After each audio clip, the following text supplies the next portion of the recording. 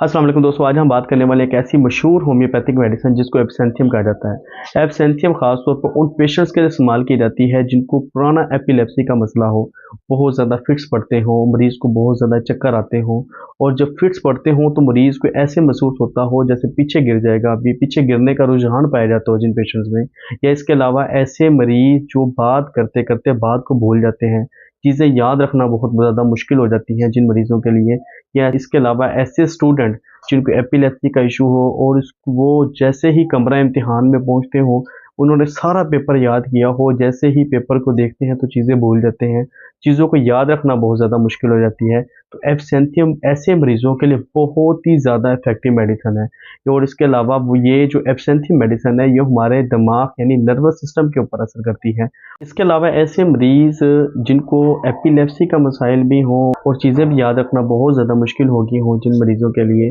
और उन मरीज़ों को पेट और हाजमे के मसाइल भी पेश आ रहे हों, और जिन मरीज़ों को खाना ठीक से हज़म ना होता हो, पेट फूलना शुरू हो जाए, वो लोग एब्सेंथियम 30 पोटेंसी में लें और इसके भी 10 कतरे आधा कप पानी में डालकर दिन में 3 मरतबा इस्तेमाल करवाएँ। अगर कोई बच्चा है तो उसको 2 से 3 कतरे दिन में 2 से 3 मरतबा इस्तेमाल करवाएँ और इंशाल्लाह आपको इस बीमारी से शिफा मिलेगी। अगर आपको ये वीडियो अच्छी लगे तो हमारी वीडियो को लाइक करें, शेयर करें और सब्सक्राइब करें।